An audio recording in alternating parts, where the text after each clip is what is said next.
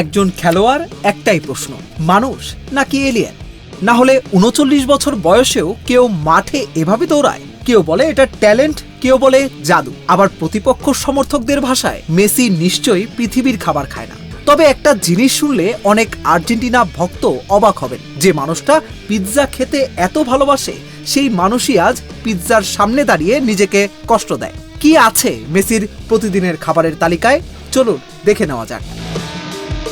একসময় কিন্তু মেসির খাবারের অবস্থা ছিল একেবারেই অন্যরকম। চকলেট, সফট ড্রিঙ্কস আর সুযোগ পেলেই পিৎজা। ফলাফল, মাঠেই অসুস্থ লাগতো, শরীর আগের মতো সাড়া দিচ্ছিল না। এরপর ২০১৪ সালে ছবিটা পুরো বদলে দেন ইতালীয় পুষ্টিবিদ গিওলিয়ানো পোজার। তিনি প্রথমেই বললেন, চিনি যত দূরে থাকবে ততই ভালো, কারণ তার মতে চিনি হলো মাংসপেশির সবচেয়ে বড় শত্রু।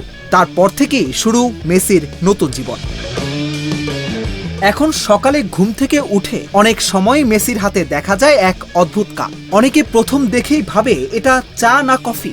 আসলে ওটার নাম ইয়েরবা মাতে। আর্জেন্টিনা, উরুগুয়ে আর দক্ষিণ আমেরিকায় এটি ভীষণ জনপ্রিয়। এটা কফির বিকল্প, তবে শরীরে ভালো এনার্জি দেয় এবং অ্যান্টিঅক্সিডেন্ট সমৃদ্ধ। মেসি আবার এটা খান চিনি ছাড়া। হ্যাঁ, যেখানে আমরা চায়ে ২ চামচ চিনি কম হলে মন খারাপ করি, সেখানে মেসি তেতো মাতে খেয়ে দিব্যি হাসি মুখে অনুশীলনে চলে যান। আর খাবারের কথা বললে মেসির প্লেটে এখন সবচেয়ে বেশি জায়গা দখল করে তাজা শাকসবজি, হোল গ্রেইন, অলিভ অয়েল, বাদাম, বিভিন্ন ধরনের বীজ, মাছ, ডিম আর পর্যাপ্ত পানি।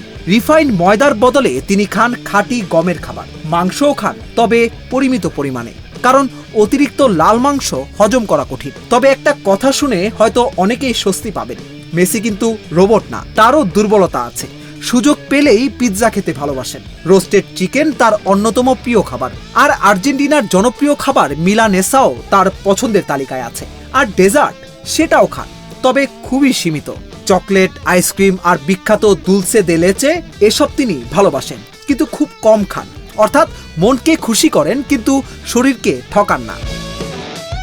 সবচেয়ে মজার ব্যাপার হলো, মেসির পুষ্টিবিদ শুধু কি খাবেন সেটাই ঠিক করেন না, কখন খাবেন সেটাও ঠিক করেন। অনুশীলনের আগে এক ধরনের খাবার, অনুশীলনের পরে আরেক ধরনের। প্রোটিনও একেবারে না খেয়ে ভাগ ভাগ করে খেতে বলা হয়। অর্থাৎ এটা শুধু ডায়েট না, পুরো একটা বৈজ্ঞানিক পরিকল্পনা। তাই এখন যদি কেউ বলে মেসি এলিয়েন, তাহলে একটু থামুন। এলিয়েন হওয়ার আগে তিনি যা করেছেন সেটা হলো খাবারের লোভ সামলিয়েছেন, নানা ধরনের চিনিযুক্ত খাবার এবং জাঙ্ক ফুড বাদ দিয়েছেন, আর বছরের পর বছর একই নিয়ম মেনে চলেছেন। তাই হয়তো মাঠে আমরা যাকে দেখি সে শুধু প্রতিভা নয়, শৃঙ্খলারও এক জীবন্ত উদাহরণ।